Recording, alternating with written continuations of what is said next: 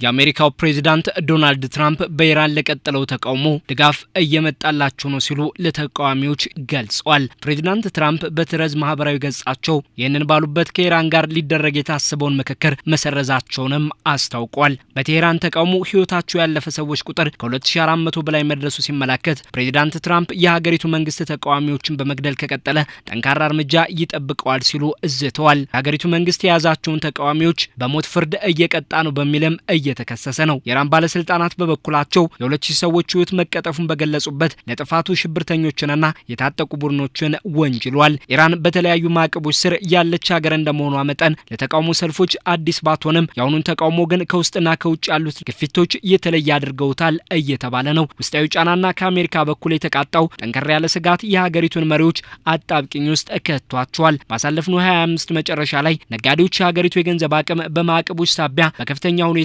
መዳከሙን ተከትሎ በቴህራን ግዙፍ ባዛር ላይ ላለመገኘት በማደማቸው የተነሳው ተቃውሞ መላ ሀገሪቱን ያካለለ መሆኑ እየተመላከተ ነው። የሀገሪቱ ምጣኔ ሀብት በማዕቀቦች መዳከሙ ለተቃውሞ መባባስ አንዱ ምክንያት ተደርጎም ተወስዷል። ቀድሞም ከእስራኤል በመተባበር በ12 ቀናቱ ጦርነት በቴህራን የኒውክሌር መሰረተ ልማቶች ላይ ጥቃት እንዲፈጸም ያደረጉት ትራምፕ ተቃውሞውን በማበረታታት ዋነኛው መሪ ሆነዋል። ተቃዋሚዎች እገዛ እየመጣላችሁ ነው፣ በመንገድ ላይ ነው ብለው ከማበረታታት ተቋማትን ተቆጣጠሩ እስከ ማለት የሚደርስ የአይዟችሁ ድምጽንም ለተቃዋሚዎች አሰምተዋል። ከኢራን የብሔራዊ ደህንነት ባለስልጣናት ጋር ሊደረግ የነበረውን ምክክርም መሰረዛቸውንም አስታውቋል። ለዚህም በምክንያትነት መንግስት በተቃዋሚዎች ላይ እየፈጸመ ያለውን የሞት ፍርድ እስኪያቆም ነው ብለዋል። አሜሪካ ዜጎቿ በአስቸኳይ ከኢራን እንዲወጡ ማዘዟም ይታወቃል። የኢራን ብሔራዊ ደህንነት ኃላፊ አሊ ላሪጃኒ በኤክስ ገጻቸው ትራምፕን የኢራን ህዝቦች ዋነኛ ገዳይ ሲሉ ገልጸዋቸዋል። ኃላፊው ይህንን ያሉት ፕሬዝዳንት ትራምፕ ከኢራን ባለስልጣናት ጋር ሊያደርጉት የነበረውን ምክክር መሰረዛቸውን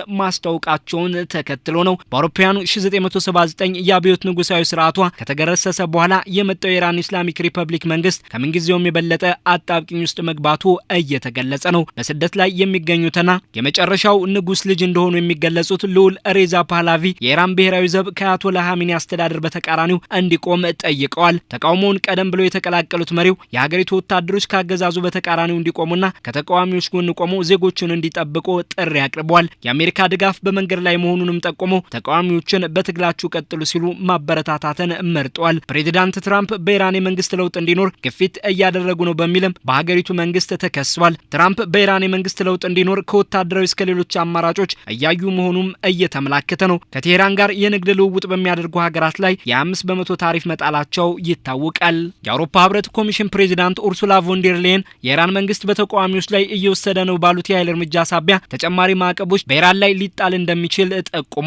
በርካታ የአውሮፓ ሀገራትም የመንግስትን የኃይል እርምጃ ለመቃወም በሚል ኢራናውያን አምባሳደሮችን አስወጥቷል። የኢራን አጋሯ ሩሲያ በበኩሏ በቴህራን ውስጣዊ ፖለቲካ ላይ የሚደረግን ውጫዊ ጣልቃ ገብነትን በመኮነን የአሜሪካ አዲስ የወታደራዊ ጥቃት ስጋት ተቀባይነት አይኖርም ብላለች። ከኢራን ጠንካራ ቁርኝት ያለው የሊባኖስ ታጣቂ ቡድን ሂዝቦላ በቅርቡ በቴህራን የተደረጉ መንግስትን የደገፉ ሰልፎች የኢራናውያንን እውነተኛ ፍላጎት የሚገልጹ ናቸው ሲል የመንግስት ተቃውሞ ሰልፎች የኢራናውያንን እውነተኛ ፍላጎትን አይገልጹም የሚል አንድምታ ያለው መልእክት አስተላልፏል። ኳታር በበኩሏ በኢራን ያለው ሁኔታ እንዲረጋጋ አሳስባለች። የአሜሪካው ፕሬዝዳንት ዶናልድ ትራምፕ በኢራን ለተቀጣጠለው ተቃውሞ ያላቸው ድጋፍ በተደጋጋሚ የገለጹ ሲሆን ኢራንን የተመለከተ ፖሊሲያቸው ማሸነፍ መሆኑን የጨዋታው መጨረሻ ማሸነፍ ብቻ ነው ሲሉ አጽንኦት ሰጥተዋል። ፕሬዝዳንት ትራምፕ ባስተላለፉት ትዕዛዝ አሜሪካ የቬንዙዌላ ፕሬዝዳንት ኒኮላስ ማዱሮን መያዟ ይታወሳል። ትራምፕ በኢራን መሰል እርምጃ ሊወስዱ እንደሚችሉ ሺዎችን በመግደሉ ከቀጠሉ የመያዝ ተግባሩ እንዴት እንደሚሆን እናያለን ሲሉም ዝተዋል። የኢራን መንግስት ተቃዋሚዎችን በሞት ፍርድ ህይወታቸውን እየቀጠፈ ነው በሚልም ከአሜሪካ በኩል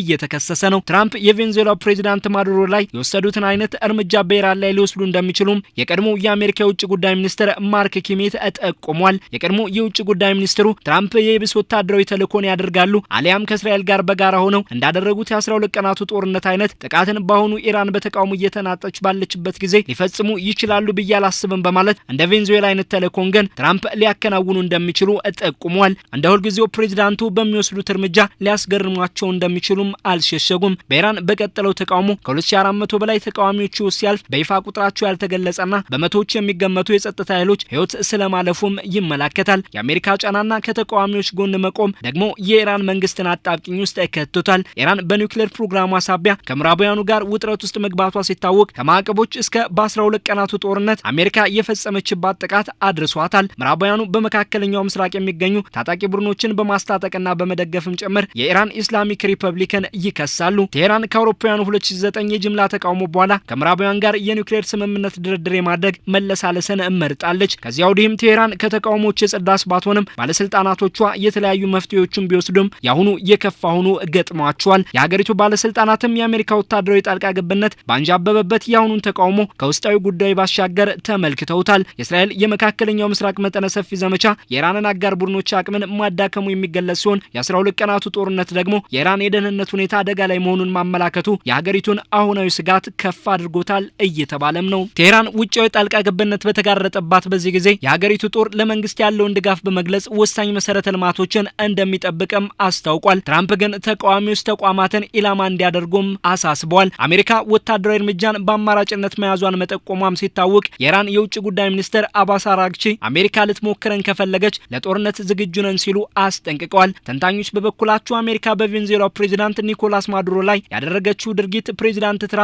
በሌሎች ሀገራት መሪዎች ላይ ቀጥተኛ እርምጃ የመውሰድ ፍላጎታቸው ማሳያ አድርገው በመግለጽ በኢራንም ቁልፍ ባለስልጣናትን ለመያዝ የኃይል እርምጃ ልትወስድ እንደምትችል ጠቁሟል። ቁልፍ መሪዎችን ከመያዝ ባሻገር የመንግስት ለውጥ የማድረግ ፍላጎት አላት የሚለውን የሚጠራጠሩ ግን አልታጡም። ቁልፍ መሪዎችን በመያዝ ኢራን የኒውክሌር ስምምነት እንድታደርግ ልታስገድድ እንደምትችል ግን ገልጸዋል። የቀጠናውን ጉዳይ በትኩረት የሚከታተሉ የፖለቲካ ተንታኞች ውስጣዊ ጫናና የአሜሪካ ግፊት የኢራንን መንግስትን አማራጭ ጠባብ ያደርግበታል እያሉም ነው። ለአሜሪካም ቢሆን እንደ ቬንዙዌላ ሁሉ በኢራን ወታደራዊ እርምጃን ወስዶ መሪዎችን መያዝ ቀላል እንደማይሆንም እየተመላከተ ነው። በተቃውሞ አጣብቂኝ ውስጥ የገባው የኢራን መንግስትም የኢንተርኔት አገልግሎትን በሀገሪቱ ካቋረጠ 5ኛ ቀን ተቆጥሯል። ለኢራን የተባበሩት መንግስታት ድርጅት አምባሳደር አሚር ሰይድ ኢራቫኒ ፕሬዚዳንት ትራምፕ ተቃውሞ እንዲቀጥል ተቋሞችን ያዙ ሲሉ ተቃዋሚዎችን አበረታተዋል ሲሉ ወንጅለዋቸዋል። ለተባበሩት መንግስታት ድርጅት ዋና ጸሐፊና ለጸጥታው ምክር ቤት በጻፉት ደብዳቤም አሜሪካን በኢራን የውስጥ ጉዳይ በመግባት እንዲኮንኗት ጠይቀዋል። በኢራን ላለው ተቃውሞ ያላቸውን ድጋፍ እየገለጹ ያሉት ፕሬዚዳንት ትራምፕ ከኢራን የብሔራዊ ደህንነት ባለስልጣናት ሊመክሩ ቀጠሮ ቢይዙም ሰርዘውታል። ምክክሩን ከመሰረዝ ባሻገርም እገዛ እየመጣላቸው ነው ሲሉ ለተቃዋሚዎች የማበረታቻ መልእክታቸውን አስተላልፈዋል። አሜሪካ ከማዕቀቦችና ተቃዋሚዎችን ከማበረታታት ባሻገር ወታደራዊ ጣልቃ ገብነትን ልትወስድ ትችላለች የሚለው ስጋት ደግሞ የኢራንን ቀጣይ ሁኔታ አስጊና ለመገመት ማዳጋች አድርጎታል።